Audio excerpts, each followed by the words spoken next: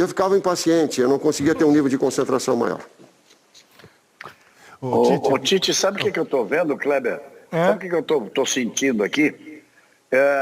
Eu estou voltando um pouco no tempo e estou vendo um Tite muito mais parecido com o Tite que chegou na seleção brasileira.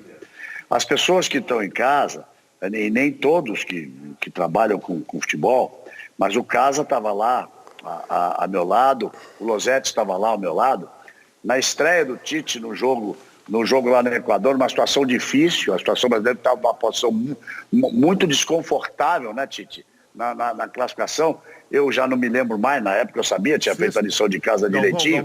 Há quantos jogos colocada. O Brasil não ganha? Sexta colocada. Não, isso eu lembro, sexta colocada. Não me lembro há quantos jogos não ganhava do Equador lá em Quito. Era uma situação complicada. Ele falou aí do Gabriel Jesus, etc, mas eu me lembro na primeira coletiva, Tite, quando você com o espírito muito leve, logo de cara você disse assim, os 11 que entram em campo amanhã, goleiro ou ponto esquerdo, fez a escalação e você foi até aplaudido. E eu fui um dos primeiros a puxar os aplausos, eu me lembro bem, eu, Mauro Naves e Casagrande. Porque não estávamos nem acostumados com aquilo, olha que eu estou há 46 anos, nesse mundo há 40 anos com a seleção brasileira. Com o passar do tempo, você foi mudando, você foi ficando mais tenso, você foi ficando mais arisco nas respostas, eu estou vendo um Tite um pouco mais parecido com o Tite que chegou na seleção. Esses 6 meses de pandemia, essas quase 140 mil famílias brasileiras sofrendo com as mortes e tantas outras centenas de milhares no mundo inteiro, se bem que tem gente que acha que não é sério, né? Mas essa coisa piorando de novo na Europa, eu acho que ela acaba mexendo com todo mundo. Comigo, mexeu muito. Não sei se lavei tantos pratos quanto você, mas talvez você não tenha cozinhado tanto quanto eu. Mas o tempo em casa para pensar, eu tenho a sensação de que ela vai mexer muito com a cabeça das pessoas. Até que ponto mexeu com a sua? Até que ponto esse Tite que eu estou vendo mais parecido com aquele Tite de 2016, é isso mesmo? Você teve essa mudança, você fez uma viagem no tempo, o que essa pandemia fez com você? Galvão, ela aflora o lado humano, sim. Pelo menos o meu, não vou ser pretensioso das outras, mas o meu, ele aflora o lado humano. Claro que teve momentos diferentes em cima dessa trajetória toda profissional e que às vezes tu está um pouco mais tenso, às vezes tu está um pouco mais relaxado. Aquele momento eu consegui talvez me elaborar muito bem e precisava passar uma confiança para a equipe. Falei já da equipe intuitivamente, eu não programei de dar a escalação e intuitivamente também, sabe, para passar para os atletas, vocês, a gente confia e vamos embora. Agora eu passei aqueles dias muito tenso, eu passei o primeiro tempo do jogo, a minha perna tremia, cara. Ser técnico da seleção brasileira num jogo importante, eu confesso, eu não sou super-homem, eu não tenho, e também não tenho, sabe, despojamento nenhum em falar isso. Eu sou um ser humano que tem emoções, eu tenho emoção muito aflorada, eu sou um autodidata no futebol. Eu peguei ônibus na 2ª divisão, Galvão, saindo de Veranópolis e passando 2 dias para vir do Rio de Janeiro, no Pão de Açúcar, para assistir palestra de Zagallo, de Parreira, e de passar uma semana num apartamento, o time da 2ª divisão lá jogando e eu vindo aqui para aprender para depois voltar. Então, sabe, esse lado emocional e esse lado de preparação enquanto profissional, ele pesa bastante, que talvez tenha sido aquilo que me moveu para digo, deixa eu fazer um ciclo inteiro de seleção brasileira e aceitar o convite, fazendo um link na pergunta anterior a seguir e na atividade, com esse lado humano que ele sempre foi característico e talvez a gente se conhece, tu conheceu meu núcleo familiar, tu sabe como nós somos e ele tem esse lado humano aflorado. Tite, eu queria também entrar nessa época quando você chegou na seleção brasileira.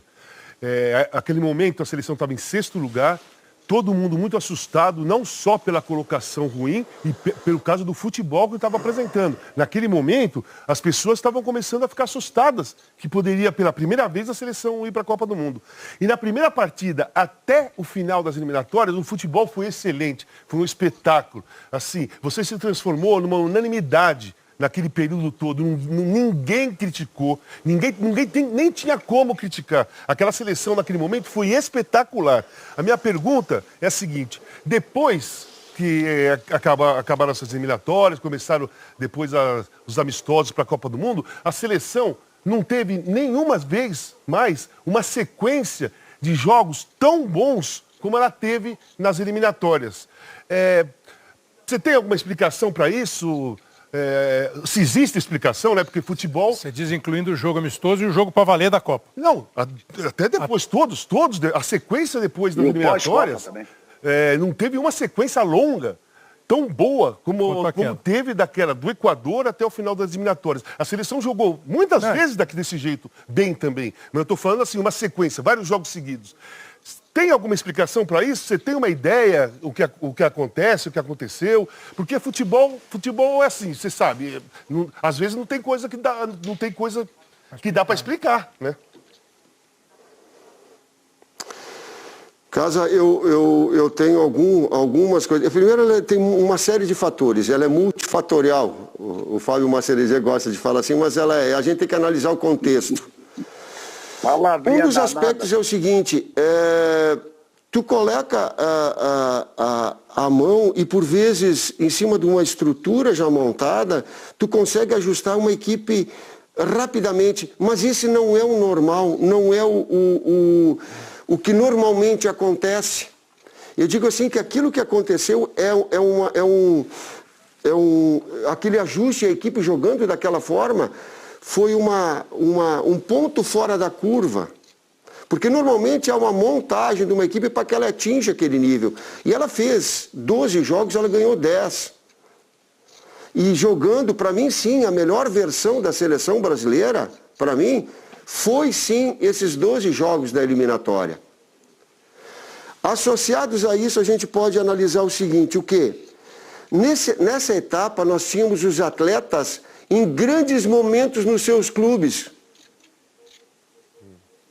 Se nós pegarmos a grande maioria dos atletas que estavam e que compunham, eles viviam grandes momentos nos clubes deles. Isso empresta à seleção também esse bom desempenho técnico e o ajuste tático que aconteceu e que acabou a equipe seguindo.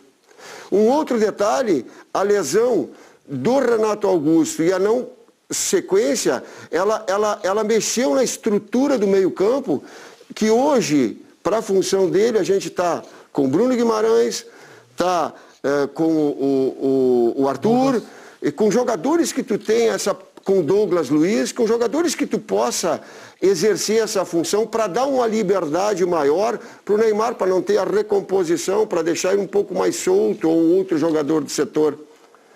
Então, uma série de aspectos eles acabam envolvendo e sendo determinante para um grande desempenho. Só uma coisinha. Ninguém gosta de falar de jogadores que não são convocados. O treinador não fala, né? Não gosta. Eu só queria falar o seguinte, o Patrick de Paula é um volante que ele está jogando maravilhosamente bem. Está na sua mira também, nesse pacote da garotada aqui do Brasil? Sim. Sim, o Patrick está sendo acompanhado, tem a qualidade técnica, disputa na sua posição, sim, com o Casimiro e com o Fabinho. Agora está lutando. E eu digo assim, ó, quando a qualidade ela eleva, vai buscando. Daqui a pouco a oportunidade possa surgir também. Pela avaliação que você fez, é incorreto dizer que o nosso futebol, com dificuldades, ainda consegue ser melhor do que os nossos vizinhos no continente, mas que tem dificuldade quando vai pegar os europeus, principalmente? Eu tenho para mim hoje que o Brasil pode ganhar da França, que é a campeã do mundo, mas pode perder para um time da CONCACAF. É um equívoco pensar assim?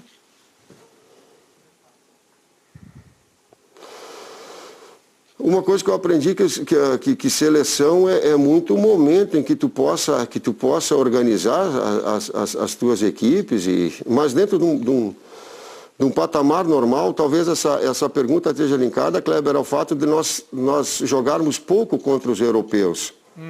Tá certo a minha dedução? Também, porque o Galvão é que falou outro dia que o Brasil não ganha do europeu desde a final da Copa da Alemanha, em jogo que vale ponto. Não joga bem. Um jogo de eliminação, né? Então, um jogo decisivo. Exato, isso que eu ia completar. Desde a final de 2002, porque em 2006 perdemos da França, em 2010 perdemos da Holanda, em 2014 perdemos da Alemanha, em 2018 perdemos da Bélgica. Eu digo jogo decisivo, porque pelo caminho ganhamos, claro. Não, claro, é isso que eu ia completar. Nós não ganhamos de um europeu desde o jogo contra a Alemanha em partidas que tenham sequência ou não da competição. Amistoso, lógico, ganhou da Croácia, ganhou não sei da quem. É curioso porque o grosso dos jogadores da seleção brasileira atuam na Europa. Atuam na Europa. Então, essa que é a grande parada, Tite. Qual é o nosso nível hoje, o nível da seleção brasileira? Com este, porém, da gente não jogar muito com eles. Faz falta isso, a hora que chega na Copa do Mundo, para ter essa sequência aí que acabou de ser apresentada para você? Faz. E eu gostaria que tivesse mais. Porém, o empecilho, ele é o calendário.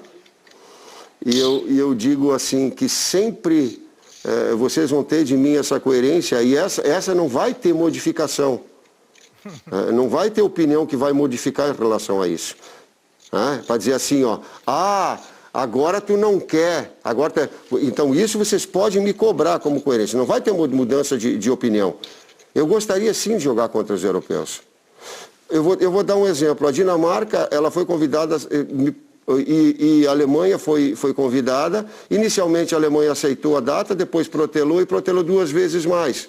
Depois não quis jogar contra o Brasil. Porque ela tinha outros interesses de preparação. Enfim, precisa do outro lado. Agora, a minha posição particular, eu gostaria de jogar contra a Bélgica de novo. Lógico. Eu gostaria de jogar contra a França. Claro. Eu gostaria de jogar, sim, contra esses países para tu ter um intercâmbio. Eu gostaria, sim. Eu passei uma dificuldade de jogar porque o status é um pouquinho diferente, eu não quero usar como uma desculpa, mas depois da conquista da Copa América, ficava eu batendo, vamos, compete, é jogo importante, vamos embora. E aí, adrenalina baixa, daí... Eu quero ter esses adversários de nível, não tem problema. Então porque tá aí aquela adrenalina que eu falei lá na primeira pergunta. Falta da adrenalina nos jogos amistosos. Eu quero ver uma curiosidade. Mas acho que até, Galvão, nessa linha que você está falando, até nos amistosos, quando o cara vai jogar um amistoso contra a França, contra a Bélgica, contra a Alemanha, acho que a adrenalina corre mais do que você jogar amistoso contra outros países, né? E o curioso é que ele citou Bélgica e França, e para fazer a lição de casa e ver os top 10, os treinadores top 10 da Europa, para fazer uma comparação do aproveitamento percentual do Tite em relação a técnico da Itália, a técnico da Inglaterra, a técnico da Espanha, etc, etc. Aproveitamento melhor que o dele em jogos, no total, em jogos oficiais, curiosamente, tem 2, cara. O da Bélgica e o da França. Talvez seja por isso que ele queira jogar contra os 2. Mas acho que tem muito isso, né? Também. Tem que jogar. Agora, o Tite... Você chegou a ver... Galvão, você viu esses números também, Tite? Só um pouquinho. Nós temos de jogos oficiais da seleção brasileira, a gente fala de modelo e números. Números são informações. Nós temos 23 jogos oficiais, nós temos 18 vitórias, 4 empates e 1 derrota contra a Bélgica. O nosso saldo de gols é de 44 em 23, dá quase 2 por jogo. Nossa média de gols é quase 2,3 por partida. 17 jogos nós tivemos clean sheet, nós não tomamos gol. Quer dizer, para te vencer no futebol, tu tem que ter criação e fazer gol. E aí tá 2,3 quase de gols por jogo. Tu não tem que tomar gol porque faz parte... efetividade faz parte do gol. De 23, 17 nós não tomamos. Uma vez nós tomamos 2 gols em jogo oficial, foi quando nós fomos desclassificados para a Bélgica. Que nós tivemos do outro lado uma grande equipe e erros que nós cometemos também. Então tem por trás disso números. Nós fomos das eliminatórias primeiro colocado. Nós fomos no Mundial eliminados pela Bélgica. Eu acho que entre os 6.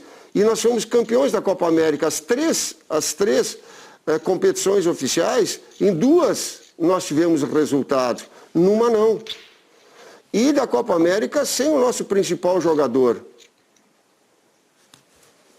Ô Tite, é isso que me preocupa, Velocetti, quando a gente vê esses resultados e pensa que nas últimas Copas, Europa, me deixa tenso. E eu ia falar isso porque, como infelizmente nem sempre querer é poder, né, Tite? O que o calendário te reserva, contando a Copa América, que era para ser em 2020, será em 2021, esperamos que tudo se normalize e ela possa ser realizada, o que te reserva são 28 jogos contra as seleções sul-americanas, na melhor das hipóteses, que é o Brasil chegando à final da Copa América, uma Copa América diferente, em que pode se fazer até 10 jogos, e os 18 jogos das eliminatórias sul-americanas. E lá na Europa os caras comendo e eles na liga deles lá. Na Liga das Nações, na eliminatória europeia, enfim. E a partir disso, num determinado momento, em mais de um momento, você falou do momento do jogador no clube. E eu imagino que o técnico da seleção trabalhe com 2 rotinas paralelas. Primeiro, a de usar, obviamente, o que o jogador tem no clube diariamente, a teu favor, e o segundo, de com o tempo ir criando uma rotina sua, uma mecânica própria, uma vida própria da seleção. Com 11 meses sem jogar, 11 meses de inatividade e 4 dias para treinar antes de voltar contra a Bolívia, vai dar tempo de recuperar a tua mecânica, a vida própria que você tinha criado na seleção até ano passado, Tite? A experiência também Alexandre, nesse tempo de seleção, ele também me trouxe essa condição. No início era bem mais difícil, te confesso. Claro que agora é um tempo maior. Mas essa rotina, essa aceleração, essa buscar a gente tem que ser muito pontual na seleção brasileira. Encontrar a prioridade e os aspectos importantes, né, para te trazer no treinamento. É colocar o atleta na função onde ele já exerceu, ele vai se sentir mais cômodo e mais confiante. É mostrar para ele através de vídeos, isso que eu coloquei agora e passei para o grande público, ele é colocado para o atleta individualmente para ele exercer essa função. É ele externar, olha, eu me sinto confortável nisso. Ao mesmo tempo que ele se diz que é confortável, ele assume uma responsabilidade para fazer aquela função. É de dar liberdade criativa no momento ofensivo. É tu criar uma série de mecanismos que o tempo um pouquinho mais de seleção ele me deu essa experiência que no início eu tinha como uma dificuldade maior. Quem vai fazer pergunta agora, quem pede espaço agora é aquele copo d'água que está do lado do Tite. O Tite vai tomar uma aguinha, nós vamos fazer um intervalo e como fizemos 70 anos de televisão, eu diria que é rapidinho, é vapt-vupt.